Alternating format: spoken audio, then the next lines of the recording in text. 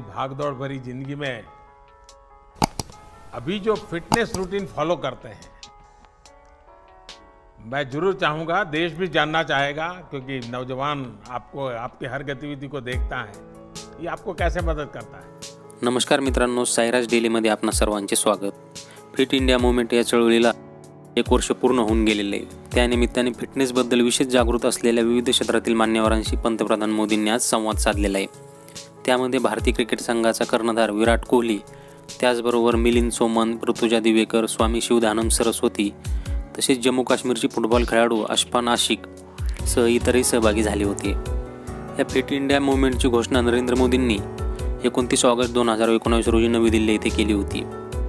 या चळवळीचा मुख्य उद्देश हा फिटनेसबद्दल भारतीयांना जागृत करणे हा आहे। त्याचबरोबर आरोग्यदायी आहार आणि जीवनशैली आत्मसात करून शारीरिक आणि मानसिक फिटनेस मेंटेन करणे हा सुद्धा या चळवळीचा एक उद्देश आहे। या ऑनलाईन संवादामध्ये सहभागी झालेल्यांनी फिटनेस मेंटेन करण्यासाठी ते कशा प्रकारे काळजी घेतात, तसेच आहाराचे महत्त्वही सांगितले। त्याचबरोबर पंतप्रधानांनी आरोग्यदायी जीवनशैलीचे महत्त्व विशद केले।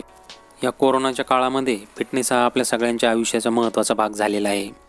विराट कोहलीने या संवादामध्ये त्याच्या फिटनेसविषयी तसेच त्याच्या आहाराविषयी मनमोकळेपणाने मते मांडली।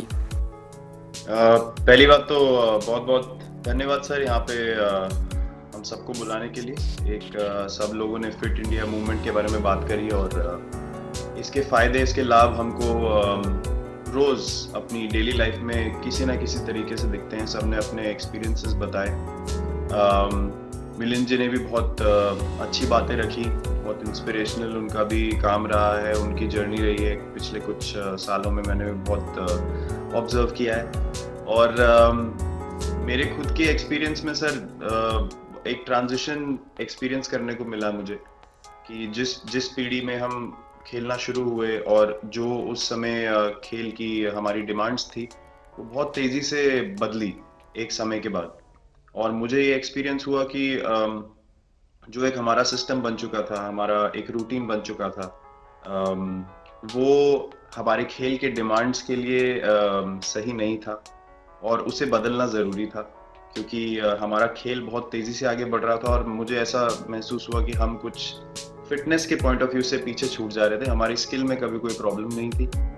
तो एक स्वामी जी ने भी बात रखी, आपने भी बात करी, मिलिंद जी ने भी पहले बताया, एक जो सेल्फ रियलाइजेशन की बात है कि आपको खुद से रियलाइज हो कि मुझे क्या बदलना है अपने अंदर। तो मुझे वो एक समय पे खुद भी एक्सपीरियंस हुआ कि नहीं, फिटनेस जो है वो प्रायोरिटी होनी चाहिए। और अगर मैं आपको ऑनेस्टली बताऊं तो पहले खेल को अच्छा करने के लिए फिटनेस मैंने शुरू करी, लेकिन आज अगर प्रैक्टिस मिस भी हो जाए तो मुझे इतना ख़राब नहीं लगता, लेकिन अगर फिटनेस सेशन मेरा मिस हो जाए या एक्टिविटी मिस हो जाए तो मुझे ज़्यादा ख़राब लगता है। तो इसके फ़ायदे जो हैं सर, वो सबसे पहले आपको ये जो नया मंत्र जगा तो दिल्ली के छोले भटूरे का ही बहुत दुखता हुआ होगा। बहुत ज़्यादा सर, मतलब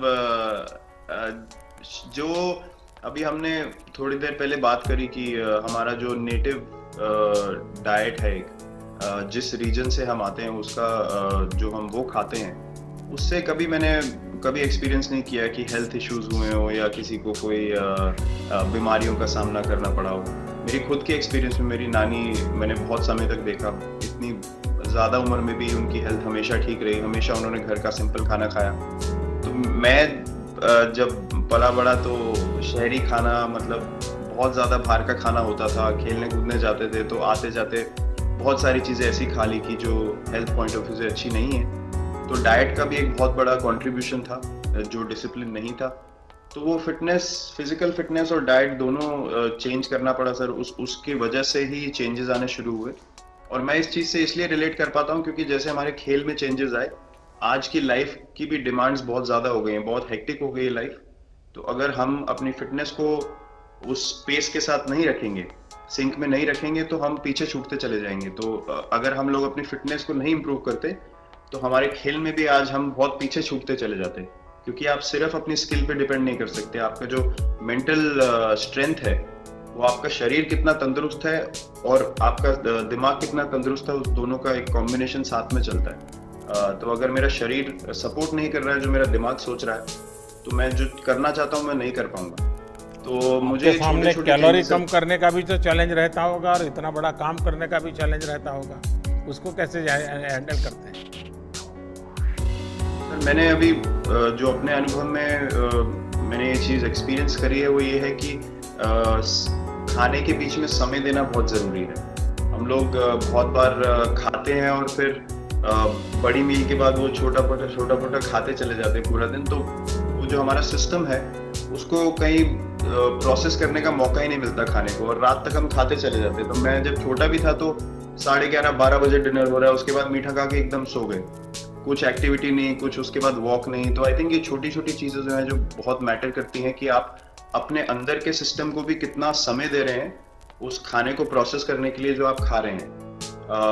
तो उसके लिए अवेयरनेस बहुत ज़रूरी है कि आप किस वजह से कर रहे हैं। आप अपने आप को ओवरऑल फिट रखने के लिए कर रहे हैं या फिर सिर्फ वेट लॉस के लिए कर रहे हैं, जैसे अभी विजुता जी ने बोला। तो प्रायोरिटी बहुत ज़रूरी है अपने दिमाग में कि आपकी इंटेंशन ठीक होनी चाहिए, फिर अकॉर्डिंगली आपके रिजल्ट्स भी वैसे ही आएंगे बाहर। मैंने सुना है कि इन दिनों टीम के लिए एक योयो टेस्ट हो रहा है। क्या ये कैप्टन को भी ये योयो टेस्ट करवाना पड़ता है कि आपको छुट्टी होती है? और योयो टेस्ट होता क्या है, क्या क्या करना पड़ता है? सर टेस्ट ये बहुत ज़रूरी था फिटनेस पॉइंट ऑफ व्यू से। अगर आप ग्लोबल फिटनेस लेवल्स की बात करें तो बाकी टीमों से हमारा लेवल अभी भी कम है, और हम चाहते हैं कि वो लेवल हम ऊपर लेके जाएं जो एक बेसिक रिक्वायरमेंट है।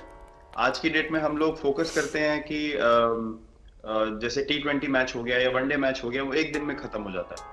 लेकिन अगर हम टेस्ट मैच की बात करें जो 5 दिन आपको खेलना है, हर शाम को आपको वापस जाना है, अगले दिन फ्रेश आना है, तो उस पॉइंट ऑफ व्यू से ये फिटनेस जो स्टैंडर्ड था वो बहुत ज़रूरी था। और मैं सबसे पहले मैं ही जाके भागता हूँ, और ये कंडीशन है कि अगर मैं भी फेल हो जाऊंगा तो सिलेक्शन के लिए मैं भी अवेलेबल नहीं हूँ। तो आई थिंक ये सिस्टम और ये कल्चर सेट करना बहुत ज़रूरी होता है, और उससे क्या होता है सर, ओवरऑल एक जो फिटनेस लेवल है टीम का बढ़ेगा। जैसे टेस्ट क्रिकेट में हमारा बहुत बार होता है कि आप थके हुए हैं, तीसरे दिन आके आपको, जैसे हमारे फास्ट बॉलर्स हैं आज की डेट में वो दुनिया में सबसे ऊपर है, तो उनको अगर दूसरे तीसरे चौथे दिन आके वो एफर्ट डालना है फील्ड पे तो वो डाल सकते हैं। पहले क्या होता था, स्किल हमारे पास हमेशा से रही है, लेकिन शायद जो मैंने आपको बोला वो ट्रांजिशन मैंने जो एक्सपीरियंस किया, हम लोग वो ज़रूरी समय जो आता है जहाँ पे शरीर थक जाता है और टीम को आपकी ज़रूरत है, वहाँ पे परफॉर्मेंस जो है हमारी डिप हो जाती थी और दूसरी टीम जीत जाती थी। आज की डेट में हमारी फिटनेस की वजह से हम वो ज़रूरी समय में उस चीज़ को कैपिटलाइज कर पा रहे हैं और हमारे रिजल्ट्स उसी तरीके से आ रहे हैं। तो एक sir benchmark I think elite sports में होना ज़रूरी है, उससे एक फिटनेस विराट कल्चर जी, बना। मैं देख रहा हूँ कि आपका टाइम मैनेजमेंट तो है ही है, लेकिन फिर भी आपकी एक्टिविटी इतनी नज़र आती है ना, मैं भी कभी कभी फॉलो करता हूँ। कभी थकान नहीं लगती क्या आपको? सर थकान अगर मैं ऑनेस्टली आपको बोलूं, थकान हर किसी को होती है। अगर आप फिजिकल एफर्ट करेंगे तो थकान होगी, लेकिन अगर आपका लाइफस्टाइल अच्छा है, अगर आप खा अच्छा रहे हैं, अगर आप फिटनेस रेगुलरली कर रहे हैं, आपकी रिकवरी अच्छी है, तो आपकी स्लीप अच्छी है, स्लीप पैटर्न्स अच्छे हैं, तो आपकी रिकवरी तेज होगी। तो अगर मैं थक रहा हूँ और 1 मिनट में मैं दोबारा रेडी हो जा रहा हूँ तो वो मेरा प्लस पॉइंट है। तो आई थिंक वो मैंने एक चीज़ एक्सपीरियंस करी है जो बहुत ज़रूरी हो जाती है। आपका ओवरऑल लाइफस्टाइल कैसा है उसके ऊपर बहुत डिपेंड करता है। विराट जी, बहुत अच्छा लगा मुझे, और मैं आपको, अनुष्का जी को और आपके दोनों के परिवार को निकट भविष्य की शुभ घड़ी के लिए बहुत बहुत शुभकामनाएं देता हूँ। धन्यवाद sir, thank you so much.